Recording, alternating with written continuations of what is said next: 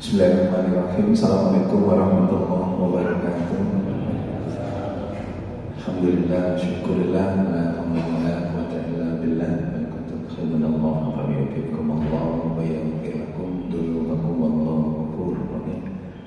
Bapak Ibu yang dirahmati Allah, tidak ada yang pantas kita aturkan saat ini kecuali rasa syukur kehadirat Allah Subhanahu wa taala yang telah memberi kita begitu banyak kenikmatan, terutama nikmat iman Islam, nikmat waktu, niat, semangat, hingga nikmat sehat, sehingga kita bisa jamaah salat subuh di Masjid Al-Badar ini dilanjutkan dengan kajian ibadah subuh ini, insyaallah dalam keadaan sehat walafiat, semuanya sehat ya. Amin. Tapi yang dirahmati Allah, betapa sholat subuh itu punya banyak keistimewaan. Salah satunya adalah Allah sehatkan dengan sholat subuh ini. Pertama Allah sehatkan, yang kedua orang-orang yang sholat subuh rutin berjamaah di masjid itu akan menjadi orang yang sabar. Itu tataran medisnya. Sabar dan kemudian sehat itu adalah buah dari atau hasil dari tataran medis pada saat kita menjalankan sholat subuh itu. Betapa banyak sesungguhnya di antara kita di luar sana itu yang ingin sholat subuh berjamaah di Al-Badar tidak bisa. Sudah baca undangan flyernya itu ingin ikut, ternyata tidak bisa. Kenapa? Ya bisa jadi di tangannya lagi diinfus karena di rumah sakit. Bisa jadi karena terlalu capek pulang malam terus kemudian kebablas. Setelah kajian selesai baru bangun gitu ya. Masya Allah luar biasa. Subuh itu memang butuh effort lebih bagi siapapun untuk kemudian bisa menjalankan itu dengan baik. Dan subuh itu pula lah yang menjadi indikator utama kekuatan Islam di sebuah daerah. Subuh itu pula lah yang rokaatnya paling sedikit. Kenapa rokaatnya paling sedikit? Karena Allah sangat paham bahwa sholat subuh itu adalah sholat yang benar. Walaupun kita pahami bersama bahwa sholat subuh itu sholat yang paling nikmat.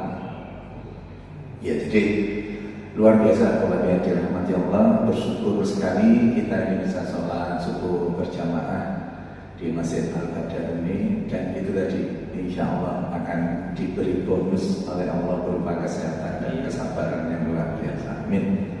Tapi yang dirahmati Allah, tema kita pada pagi hari ini tentang surat Al-Imran ayat 104. Wa takum minkum ummatun yad'una ilal khair wa ya'muruna bil ma'ruf wa yanhauna 'anil munkar wa ulaika humul muflihun.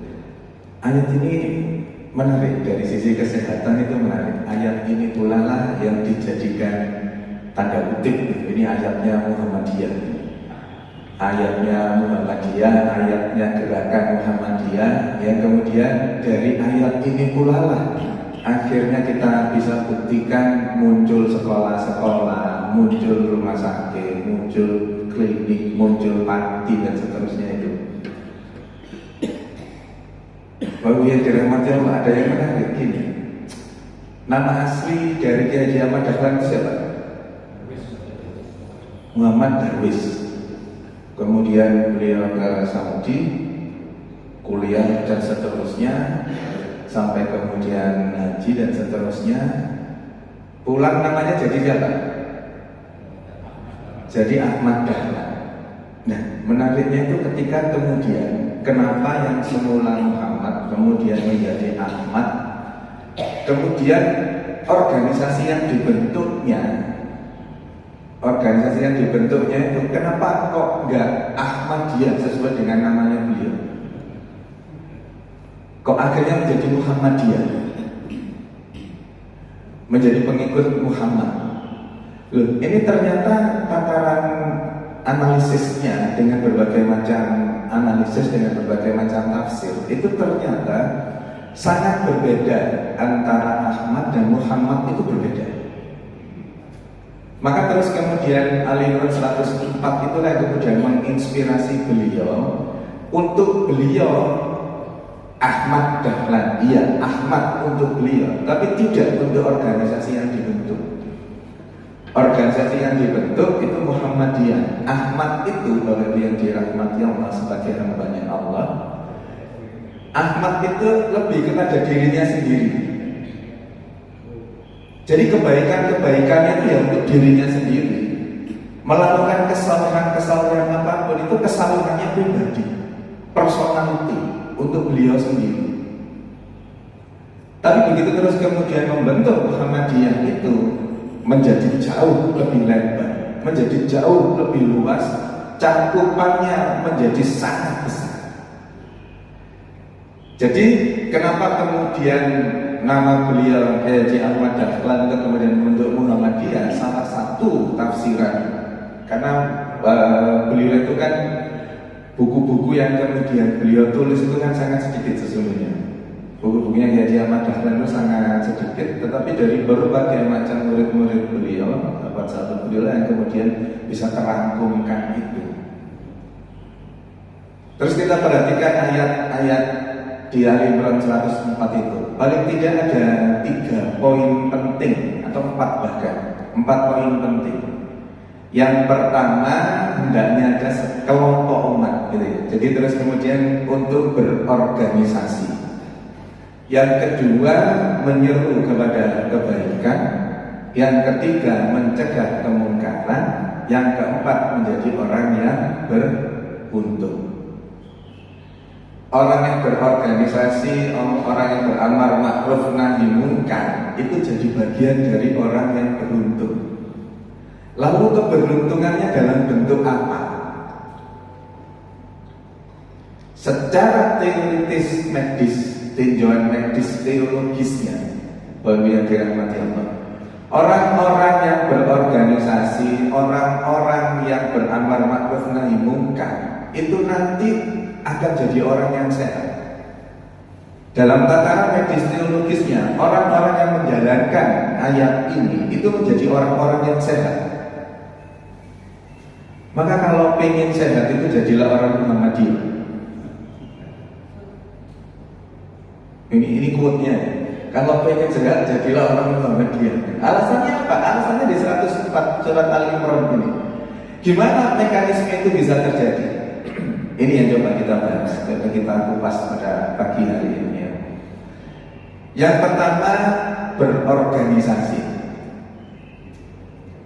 Kekuatan-kekuatan berorganisasi, kekuatan bersyarikat, kekuatan berkelompok itu luar biasa. Kita sangat paham dengan apa yang disampaikan Ali bin Abi Thalib itu, bahwa kebaikan yang sendirian, kebaikan yang personal itu akan kalah dengan kemaksiatan, dengan keburukan yang terorganisir. Kita sangat paham dengan hal itu. Haji Ahmad Dahlan pun sangat paham dengan hal itu. Maka tidak bisa kalau kemudian tidak bersyarikat, tidak bisa kalau kemudian tidak berorganisasi, tidak bisa kalau kemudian tidak berkelompok. Dalam melawan apapun itu, dalam berbuat kebaikan apapun itu harus berkelompok. Ibnu Qudamah itu mentafsiri, menyampaikan bahwa kalau orang soleh, orang yang baik, berbuat baik, orang yang baik secara personality, itu levelnya dalam konteks ini itu masih tidak terlalu tinggi. Tapi kalau kemudian berkelompok dan kemudian menyeru kepada kebaikan, itu yang levelnya lebih tinggi. Bahkan beliau berstatement bahwa 1000 orang baik itu masih kalah dibandingkan dengan 1 orang penyeru kebaikan. Nanti kita kupas kenapa kok bisa seperti itu. 1 penyeru kebaikan itu lebih baik daripada 1000 orang baik. Orang baik itu untuk dirinya sendiri, penyeru kebaikan itu mengajak untuk berbuat baik. Nah, apa kemudian korelasinya dengan berorganisasi? Lalu yang dirahmati Allah, ternyata orang-orang yang aktif berorganisasi, orang-orang yang aktif aktif berserikat berkumpul itu ternyata menjadi orang-orang yang sabar, menjadi orang-orang yang punya empati kepada orang lain, menjadi orang-orang yang selalu bergerak untuk kebaikan. Orang-orang yang berorganisasi. Jadi gini, intinya organisasi itu apa sih? Organisasi itu kan dua orang atau lebih yang kemudian punya visi dan misi yang sama untuk kemudian berkelompok. Itu sudah menjadi organisasi. Ketakmiran Masjid Al-Badar ini itu organisasi. Takmir Masjid Al-Badar, ketuanya siapa? Pak Ali, ketuanya Mas Ali. Terus kemudian siapa sekretarisnya, bendaharanya. Inti dari organisasi itu dibentuk adalah apa? Intinya itu adalah manajemen.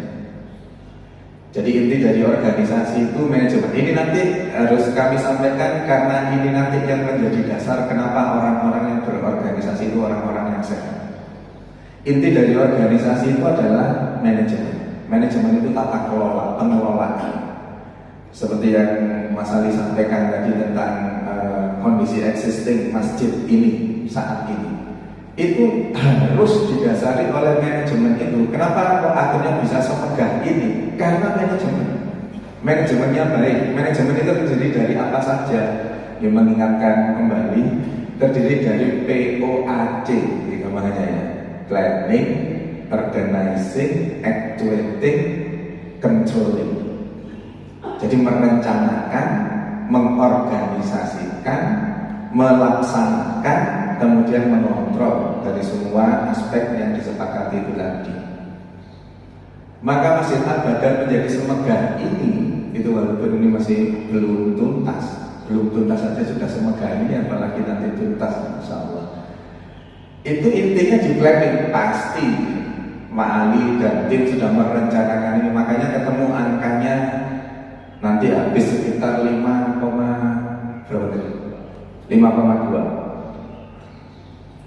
Maka nanti menghabiskan 5,2. Dari mana 5,2 itu muncul? Dari perencanaan. Perencanaan munculnya dari mana? Ya dari visi. Akan seperti ini nanti masjidnya, kubahnya megah seperti ini. Kemudian tata letaknya, semua itu direncanakan. Perencanaan itu dalam bahasa manajemen 60% keberhasilan.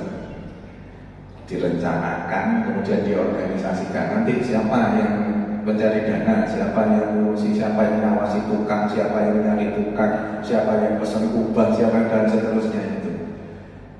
Kemudian dilaksanakan dan tentu ada kontrol. Kontrol itu seperti yang disampaikan Mas Ali tadi itu. Kondisinya sekarang saat ini semua bisa melihat, kemudian masih ada dibutuhkan sekian. Intinya organisasi itu di manajemen, dan inti dari manajemen itu adalah leader, pemimpin. Pemimpin yang baik itu punya kemampuan leadership. Ini kayak ngaji manajemen akhirnya. Punya kemampuan, dan ini berlaku untuk kita dalam keluarga kecil kita saja. Keluarga kecil kita itu intinya juga itu. Kemampuan leadership, kemampuan memimpin. Dan kemampuan memimpin itu pusatnya atau intinya adalah kemampuan berkomunikasi.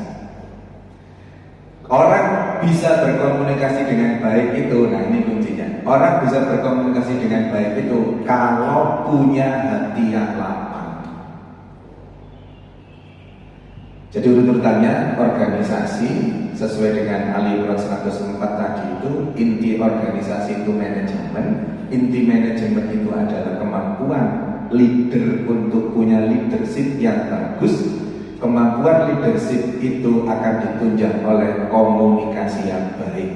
Komunikasi yang baik baru bisa dijalankan kalau seseorang itu punya hati yang lapang, hati yang luas. Contoh konkretnya, pada saat kita yang aktif di organisasi itu rapat. Pada saat rapat kemudian ada usulan kita yang kemudian tidak diterima oleh forum itu. Usulan orang lain yang diterima oleh forum itu. Kalau kita itu terbiasa rapat, ya nyantai saja. Oh iya, usulan saya mungkin kurang pas. usulan si X yang jauh lebih pas, ya sudah, diputusilah bahwa yang dijalankan adalah putusan X, bukan usulan kita. Orang-orang kalau terbiasa dengan organisasi, keputusan apapun itu akan dijalankan bersama. Bukan kemudian itu duduk usulanku kok, ya apa aku melo menjalankan. Enggak. Itu yang menjadi latihan seseorang untuk punya hati yang lapang itu seperti itu. Mampu menerima apa yang terjadi pada orang lain, mampu menerima apa yang bukan menjadi bagian dari dirinya. Dalam bahasa keseharian kita itu punya empati yang besar. Dan empati yang besar itulah, Bapak Ibu yang dirahmati Allah, yang membuat hati kita itu bisa menerima. Empati yang besar itu pula lah yang membuat hati kita ini menjadi sabar. Ayo coba kalau rapat gitu ya, terus kemudian diputuskan sesuatu yang itu bukan menjadi usulan kita tanda kutip agak tidak sepakat dengan itu, kemudian dibawa sampai ke rumah karena nggak setuju dengan itu. Di rumah cerita, suaminya cerita sama istrinya, atau istrinya yang rapat cerita sama suaminya. Lah iya, mau tadi itu lo rapat memutuskan sesuatu kok nggak pas gitu sih. Apa itu bla bla bla bla panjang.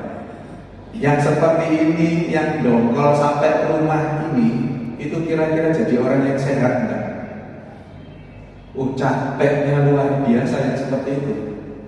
Tapi kalau orang terbiasa berorganisasi, ya hal yang wajar saja kalau kemudian kita berdiskusi ternyata bukan pendapat kita yang dijadikan keputusan, ya nyantai saja.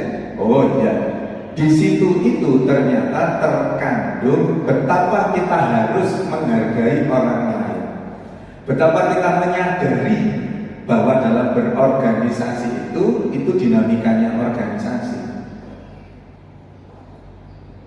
Saya punya kepala bidang pelayanan medis, ya. Itu yang tidak pernah berorganisasi sama sekali, tapi terus kemudian jadi kepala bidang. Kepala bidang itu level keduanya direktur level pertama itu level keduanya itu. Karena tidak biasa berorganisasi, ya memang pada saat kita angkat itu dengan segala komunikasi yang kita lakukan bahwa nanti itu akan ini gitu ya, dinamika berorganisasi tentang seperti itu.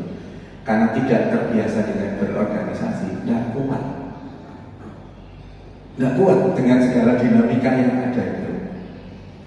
Karena nggak kuat daripada perjalanannya akhirnya mengundurkan diri.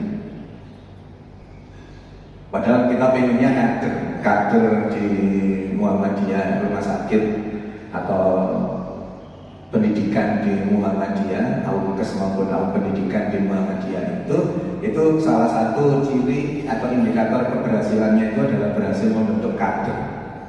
Karena Muhammadiyah adalah organisasi kader.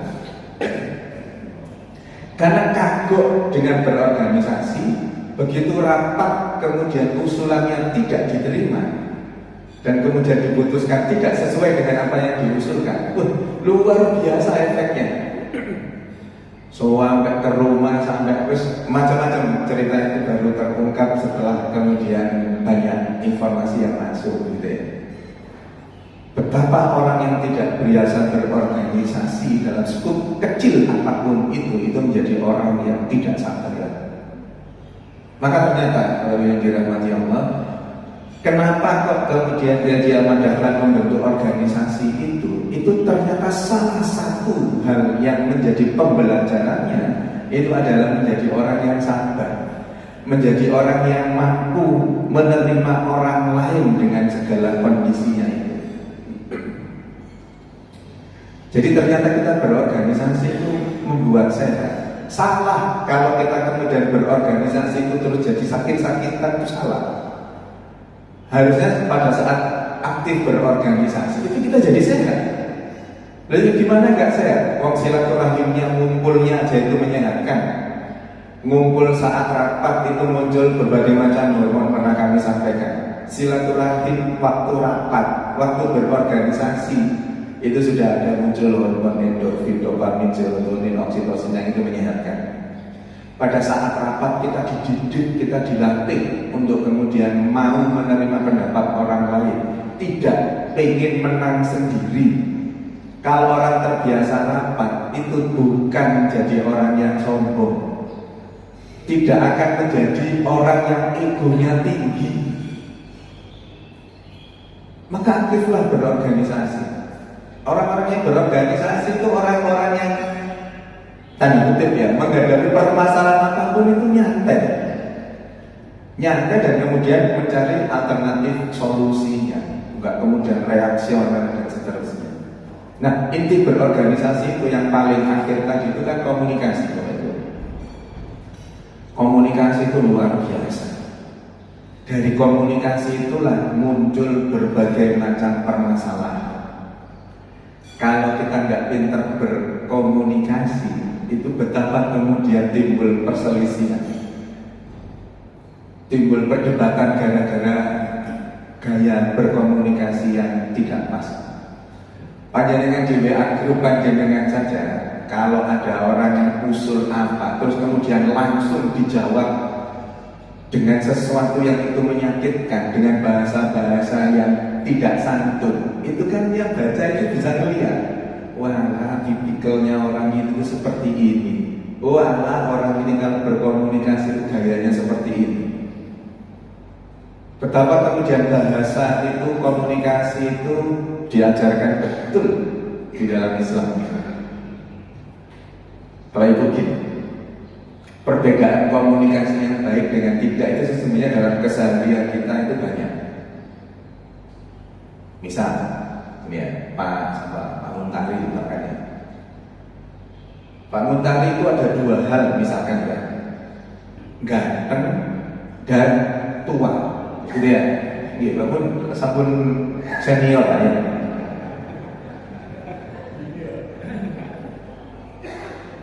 Ganteng dan tua. Enakan mana gaya komunikasi yang gini? Pak Muntari kulung ganteng, masih wis tua. Ini yang pertama. Maksud saya ini gaya komunikasi. Komunikasi itu dipelajari, jadi public speaking. Belajarnya, dan itu ada lesnya, ada kursusnya, ada yang nggak lulus juga. Pak Muntari itu kondisinya dua tadi, ganteng dan sudah sepuh. Satu, gaya bahasa yang pertama, gaya komunikasi yang pertama, Pak Muntari itu ganteng walaupun sudah sepuh. Sama yang kedua, Pak Muntari ku wis tuwek masih ganteng, enak mana? Ini dua hal kan, ganteng sama tua, sama sepuh. Yang satu Pak Muntari itu ganteng walaupun sudah sepuh. Yang satunya Pak Muntari itu wis tuwek masih ganteng. Enak mana? Nyampe ke telinga seseorang itu enakan mana? Pasti kita bersepakat enakan yang pertama. Seperti itulah harusnya komunikasi itu. Tukang mengerjakan ini, terus kemudian ngechat, taruhlah ngechat ada laptopnya gitu ya. Sementara mengerjakan yang lain itu bagus. Komunikasi yang baik, sampai mulai ngechat terus kuapi.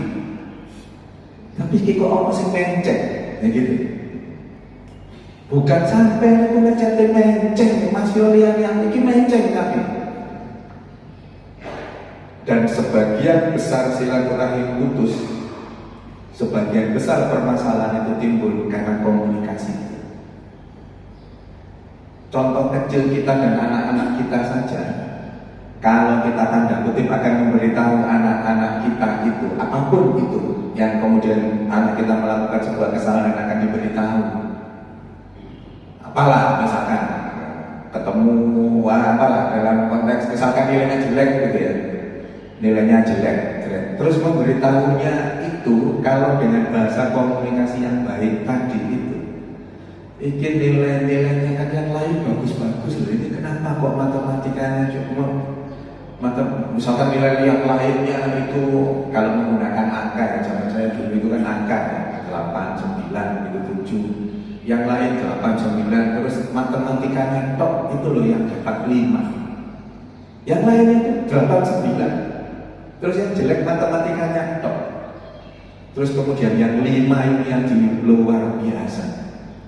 Bapak ini wong IPA kok anaknya duwe kok nilai 5 matematikanya ini kok niku anaknya sombong misalkan sampai ruwet seperti itu kan yo. Tapi kalau perhatikan yang lainnya, ini 5 ini kenapa? Nah, ini pasti ada apa? Ini kan udah suka matematika, nah, terus kemudian jangan dipaksa nanti masuk IPA. Jadi komunikasi itu luar biasa. Rasulullah dalam keseharian beliau itu sangat santun. Komunikasi Rasulullah saat kemudian diludahi, saat kemudian diolongkan, saat kemudian dihina dan apapun itu, komunikasi yang baiknya seperti apa? Dibalas dengan komunikasi, dibalas dengan kebaikan. Itu Rasulullah. Nah, itu organisasi. Kemudian yang berikutnya adalah menyeru kepada kebaikan. Bapak yang dirahmati Allah, kalau saya panjenengan itu berbuat baik untuk diri sendiri, nggak masalah. Tapi begitu menyeru kepada kebaikan, tanda kutip, mulai ada masalah dengan diri kita, terkait dengan orang lain yang kita ajak. Rasulullah sebelum usia 40 tahun beliau menerima wahyu dan kemudian menyeru kebaikan. Ada musuhnya enggak? Sejak muda beliau, kebaikan-kebaikan yang beliau lakukan itu biasa saja bagi orang-orang. Ya sudah, Rasul itu orang baik sudah. Tidak ada fitnahan, tidak ada cacian, tidak ada olongan, tidak ada. Tapi begitu kemudian turun wahyu dan kemudian beliau menyeru kepada kebaikan, itu mulailah muncul berbagai macam fitnah, mulailah muncul berbagai macam olongan, mulailah muncul berbagai macam cacian. Titiknya di apa? Titik cut off-nya itu di saat beliau mulai menyeru kepada kebaikan, mulai muncul berbagai permasalahan, mulai muncul banyak musuh dalam kehidupan beliau.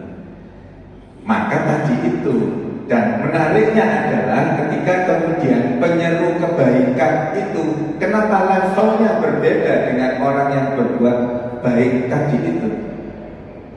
Orang-orang yang menyeru kebaikan, ini loh anunya ayat itu. Orang-orang yang menyeru kebaikan itu, kira-kira dia sudah berbuat baik belum? Orang-orang penyeru kebaikan itu harus sudah berbuat baik. Nanti kena pasal kabur maqtam indallah itu. Bagaimana terus kemudian menyeru sesuatu tetapi dia tidak melakukan. Maka orang-orang penyeru kebaikan itu selalu sudah beres dengan dirinya, selalu sudah beres dengan apa yang akan diserukan kebaikannya itu. Karena terus selalu menyeru kebaikan, maka dia akan selalu terus berbuat baik. Kalau dia menyeru kepada kesabaran, maka dia harus sudah menjadi orang yang sabar dan terus menjaga diri terus untuk supaya tetap sabar. Orang-orang yang menyeru untuk sholat subuh berjamaah, dia harus sudah selesai dengan sholat subuh berjamaahnya. Maka di sini terkandung filosofi, orang-orang yang penyeru kebaikan itu akan menjadi orang-orang yang terus selalu berbuat baik. Orang-orang yang menyeru kebaikan akan terus selalu memikirkan kebaikan-kebaikan apa yang akan dilakukan. Mas Ali menyeru untuk barangkali ada di antara jamaah nanti yang punya dana bisa dimasukkan ke masjid untuk pengerjaan yang tersisa. Ya pastilah Mas Alinya sudah berkorban banyak untuk kemudian berinfak sedekahnya ke masjid. Sudah nggak usah dihitung, saya yakin Pak Ali pasti sudah sangat banyak untuk. Karena apa? Nggak mungkin Pak Ali itu berani ngomong, ayo sedekah ke masjid, sementara tidak bersedekah di masjid beliau. Maka orang-orang orang-orang yang menyuruh sedekah itu pasti sudah bersedekah dengan baik.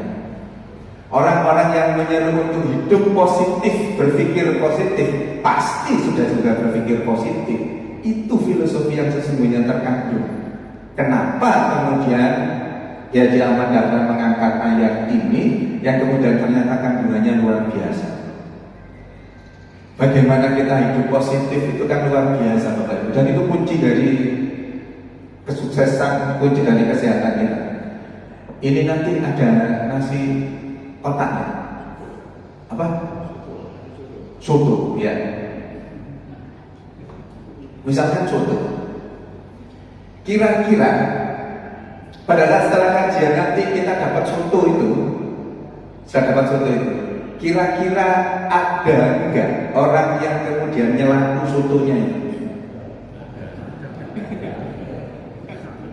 Lu jenengan orang Jawa, wis menang subuhan pahalanya banyak, ngaji dapat ilmu dikasih soto, jadi nyelaku, bayangkan. Sarapan wis gak usah tuku ya, dikasih soto jadi nyelaku. Tapi insya Allah nggak ada di Masjid Al-Badar sini, nggak ada. Coba beda, jamaah Al-Badar itu beda. Kan sering sekali seperti itu ya. Di luar sana itu diberi soto, soto mungkin kan hanya apa? Kuah, soto ayam atau soto daging, selesai kan ya. Soto itu harus gitu kan ya.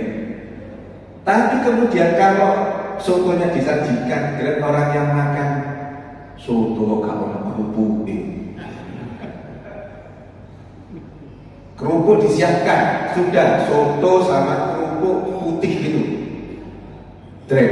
Orang yang nggak punya pikiran positif dalam dirinya, tidak terbiasa untuk berpikiran positif, orang kerupuk pote itu mengeluh. Kerupuk itu mesti nih kerupuk soto itu mesti nih kerupuk urang, duduk kerupuk putih ini. Setelah ada kerupuk urangnya, masih saja orang kalau nggak ada selesainya dengan dirinya, nggak ada positifnya itu terus mestinya itu ya ono ngombe ini. Oh sudah disiapkan minumnya, santri sudah disiapkan. Lu lek soto ya mestinya ada teh anget ini. Wis ono teh mesti lu enak ambek jahe, terus enggak ada selesainya. Bayangkan satu kejadian bagi orang yang terbiasa berorganisasi, bagi orang yang terbiasa dengan menyeru kebaikan, yang sudah terlatih punya empati yang tinggi, apapun yang disuguhkan oleh takmir, apapun yang disuguhkan oleh masjid akan diterima dengan rasa syukur. Tapi bagi yang tidak biasa dengan itu, ada saja bahan untuk kemudian membuat menjadi tidak bahagia. Bapak dirahmati Allah, itu banyak terjadi pada keseharian kita. Coba kita bahas apa? Naik sepeda motor, keceklok, sama sing disalah. Kira-kira kita sendiri, iya nyetir gue ini gak hati-hati, enggak. Yang disalahkan mesti jalannya.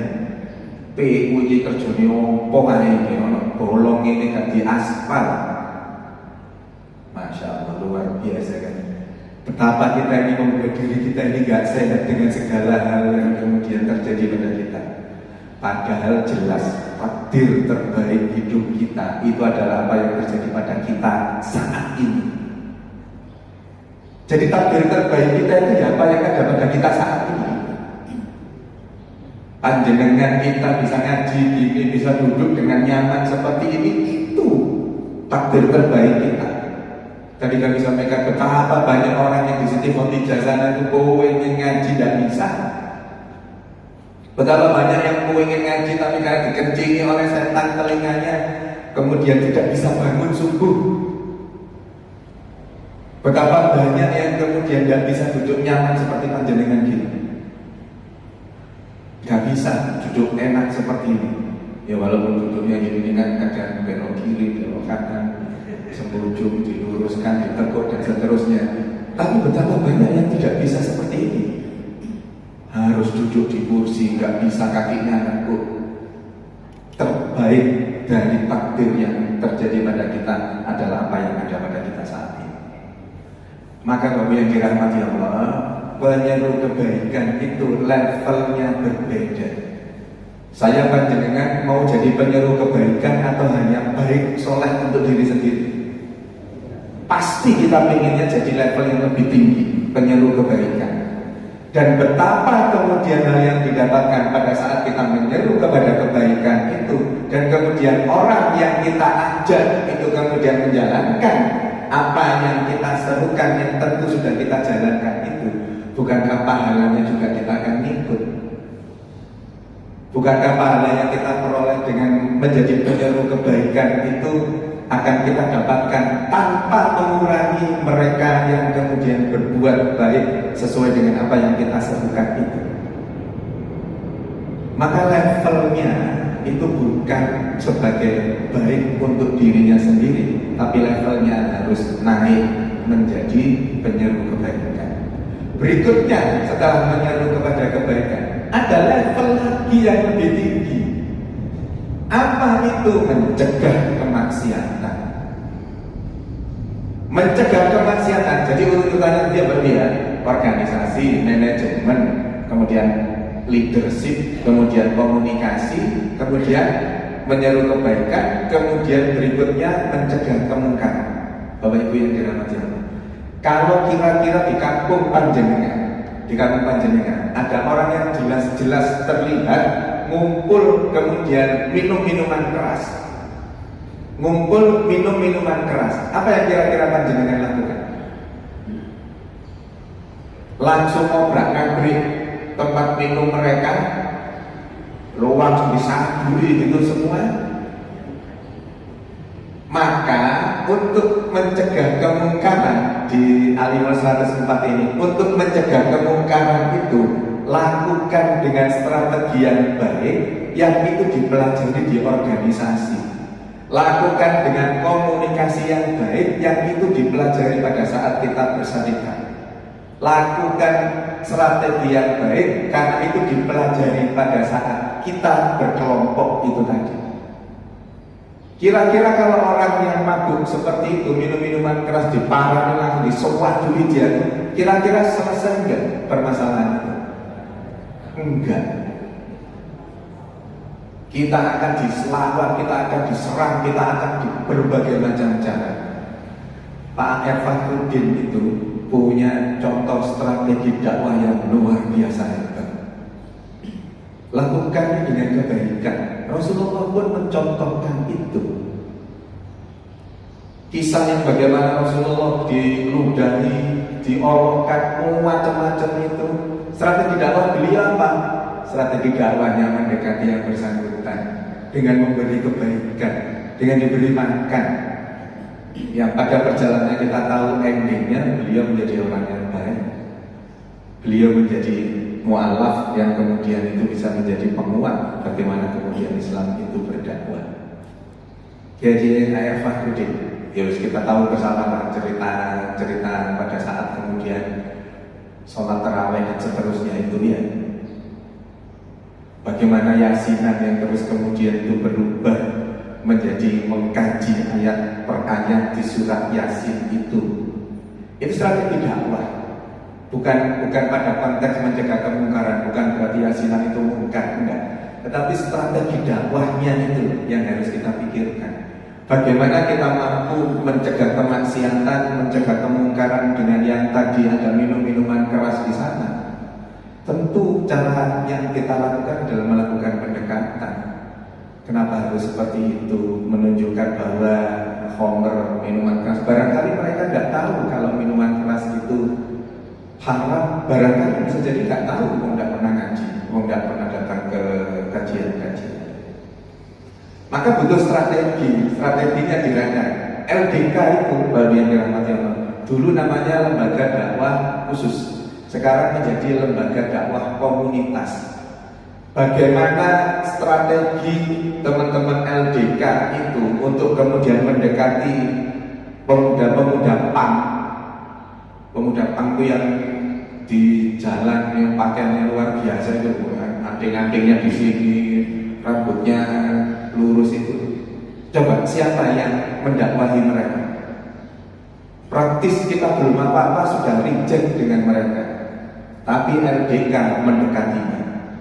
Bagaimana kisah lokalisasi di Dupak itu kemudian tutup. PJM Kembangan yang di sana yang kemudian melakukan pendekatan, gimana strategi dakwahnya? Tempat yang dijadikan tanda kutip ya, mohon maaf, pelacuran itu tempatnya dibeli jadikan masjid. Ngajilah mereka itu. Mereka yang menjadi WTS, mohon maaf, dideketin. Apa sih yang kebisaanmu apa? Aku gak iso apa-apa, iso ya wis mek goreng, gedang goreng, ya wis. Ayo goreng, gedang goreng, didol, tak bantu ngedolno, tak bantu dikasih modal. Itu strategi. Strategi dakwah itu seperti itu. Rangkaian dari ayat surat Al-Imran 104 itu seperti itu, berorganisasi, menyeru kebaikan, mencegah kemungkaran. Lalu efek dari itu semua apa? Kita menjadi bagian dari orang-orang yang beruntung. Keberuntungannya dalam bentuk apa?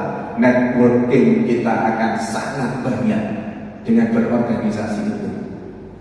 Melatih kesabaran, melatih kita untuk berempati kepada orang lain, melatih kita untuk punya strategi dakwah, melatih kita untuk bisa menilai suatu permasalahan dengan jernih.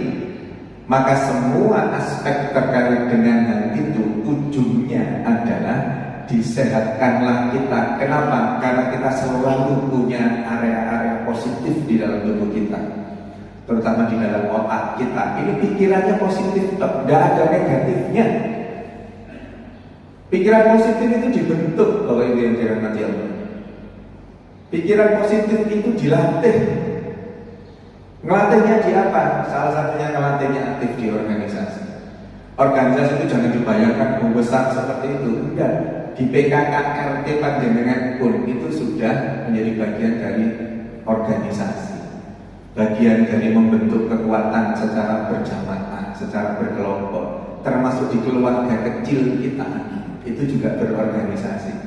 Pernahkah kita pada saat memutuskan sesuatu ngajak anak-anak kita untuk berdiskusi? Atau karena peran kita sebagai orang tua, saya orang tua kok, saya ayah kok, ya saya yang memutuskan. Nah, nanti SMA masuk IPA, gak boleh masuk IPS. Kenapa? Karena ayah ibu dari IPA, lulusan IPS, sama-sama IPA, mau masuk IPA anak IPS. Ada yang gitu enggak?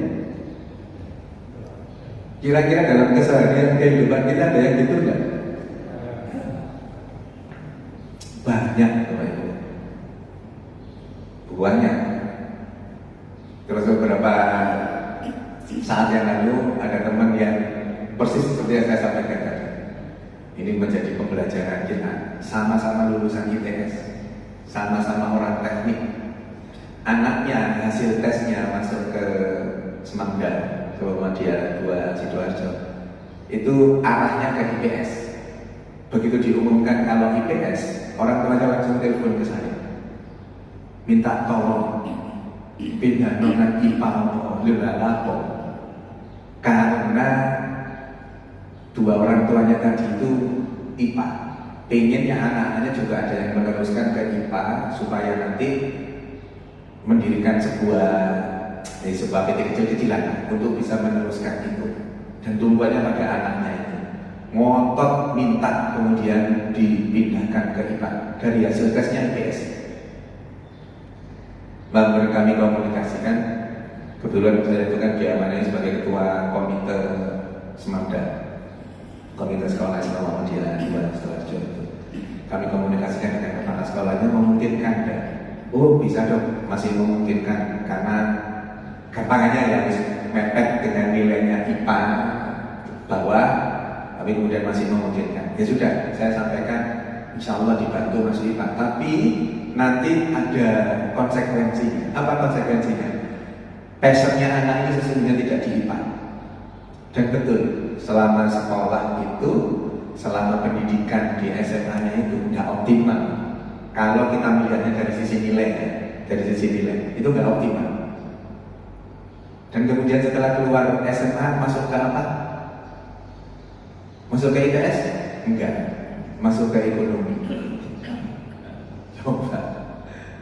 Apakah kemudian 3 tahunnya itu muspro? Enggak juga. Di sana juga diajari tentang berbagai macam akhlak ya, kemudian akhlak terutama. Maksud kami, hal seperti ini itu menjadi beban bagi anak-anak kalau terus kemudian kita tidak mengkomunikasikannya dengan baik. Jadi kalau pengen IPS, yo ayo disupport. Nah di situ itu latihan di keluarga untuk tidak punya ego, untuk tidak sombong, untuk kemudian bisa menerima orang lain. Latihannya itu di keluarga. Jadi bagi yang dirahmati Allah, ternyata kita bisa semakin memahami bahwa kenapa sih Haji Ahmad Dahlan itu ngajinya surat Al-Ma'un itu sekian bulan kok wancah sing ngajine itu sederhana. Lah kon wis nglakoni apa terhadap surat itu? Gurung, ayo saiki dilakoni. Baru maka ada hal terkait dengan apa yang diucapkan, apa yang dipelajari, dengan hasil akhir endingnya apa? Action. Ada perbuatannya. Maka kemudian dengan itulah kita pahami bersama kemudian Muhammadiyah menjadi organisasi yang sangat besar, asetnya luar biasa, Muhammadiyahnya kaya, orang-orang Muhammadiyahnya tidak sekaya Muhammadiyahnya.